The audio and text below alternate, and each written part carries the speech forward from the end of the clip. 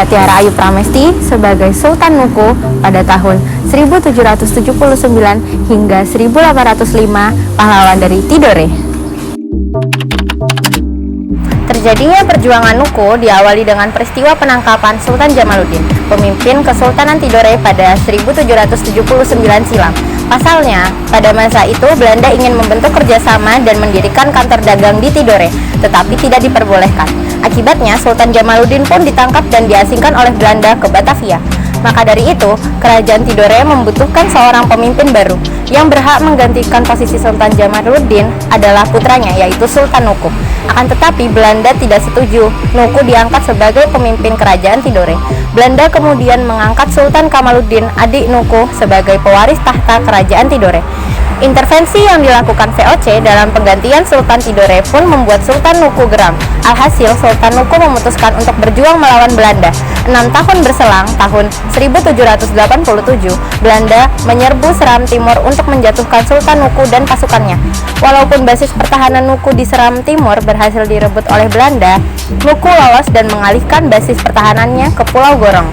Di Pulau Gorong inilah Nuku menyusun strategi perlawanan baru. Salah satu strategi yang dilakukan Nuku adalah dengan bekerja sama dengan orang-orang Inggris, di mana ia menghasut mereka agar bersedia mengusir orang-orang Belanda. Pasukan Nuku pun semakin menguat setelah mendapat perlengkapan perang dari Inggris. Karena banyak mengalami kekalahan, VOC pun mengajukan tawaran berunding dengan Sultan Nuku, tetapi ditolak. Kemudian pada 1796, pasukan Nuku berhasil merebut dan menguasai Pulau Banda. Setahun setelahnya, tahun 1797, Nuku telah kembali menguasai Tidore yang kemudian membuat Sultan Kamaluddin melarikan diri ke Ternate. Sultan Nuku terus menyerang Belanda di Ternate, hingga akhirnya tahun 1801, Ternate dapat dibebaskan dari cengkeraman Belanda. Beberapa tahun setelah berhasil membebaskan Ternate dan Tidore, pada 14 November 1805, Sultan Nuku wafat dalam usianya 67 tahun. Saya Salsabila Putri Asyik Kurakwani sebagai Sultan Badarudin II tahun 1804 sampai 1821 menjabat sebagai Kesultanan Palembang. Penyebab terjadinya perebutan kekuasaan ini ialah keinginan Sultan Badarudin II yang ingin berkuasa. Sedangkan faktor eksternalnya pada perebutan ini. Dalam perebutan kekuasaan di Kesultanan Palembang melibatkan Sultan Badarudin II. Beliau adalah Sultan Palembang yang berkuasa dari 12 April 1804. Sebelum mengganti namanya menjadi Sultan Badarudin II, nama kecilnya adalah Raden Hasan Pangeran Rate. Selain melibatkan Sultan Badarudin II, perperangan ini juga melibatkan adiknya, yakni Sultan Najamuddin II. Juga dua negara asing, yaitu Inggris dan Belanda. Kesultanan Palembang sendiri berada di kawasan strategis dalam melakukan hubungan dagang, terutama hasil rempah-rempah dengan pihak luar. Kesultanan Palembang juga berkuasa atas wilayah Kepulauan Bangka Belitung yang memiliki tambang timah dan sudah diperdagangkan sejak abad 1. Kesultanan Palembang Darussalam merupakan kesultanan terkaya yang ada di Nusantara karena dikenal sebagai penghasil timah terbaik dan terbesar di dunia, sehingga mengakibatkan negara Belanda dan Inggris berebut akan menguasainya wilayah Palembang. Perlawanan kesultanan terhadap wilayah Palembang ini dimulai pada awal abad 19, yakni dari 1804 sampai 1821. Menjadikan hal ini sebagai pelajaran bagi kegagalan ekonomi Indonesia, khususnya urusan investasi. Perkenalkan, nama saya Fadil Kautsar. Di sini, saya berperan sebagai Teuku Umar yang memimpin Perang Aceh pada tahun 1873. Perang Aceh adalah bentuk perlawanan rakyat Aceh kepada kolonial Belanda pada tahun 1873. Nah, penyebab terjadinya perang ini adalah karena Aceh merupakan tempat yang strategis. Selain itu, Aceh juga memiliki banyak kekayaan alam seperti lada, hasil tambang, serta hasil hutan yang melimpah. Nah, perlawanan Aceh ini dipimpin oleh Teuku Umar dan istrinya Cut Nyadin. Nah, Mereka ini mempunyai banyak strategi untuk mengalahkan kolonial Belanda. Di bagian Aceh Barat, Teuku Umar sedang merencanakan strategi untuk mengalahkan kolonial Belanda. Tetapi Belanda berhasil menangkap Teuku Umar sebelum melaksanakan strategi tersebut. Nah, dan akhirnya setelah Belanda menangkap Teuku Umar pun gugur pada tahun 1899. Setelah Teuku Umar gugur, akhirnya pertempuran dilanjutkan oleh Cut Nyak-dien yang terus melakukan perlawanan. Dan pada akhirnya Cut Nyak-dien juga tertangkap dan diasingkan oleh Belanda. Saya Alexa Aurelia Felizela sebagai Ir Soekarno pada tahun 1927 hingga 1973 sebagai pencetus Partai Nasional Indonesia.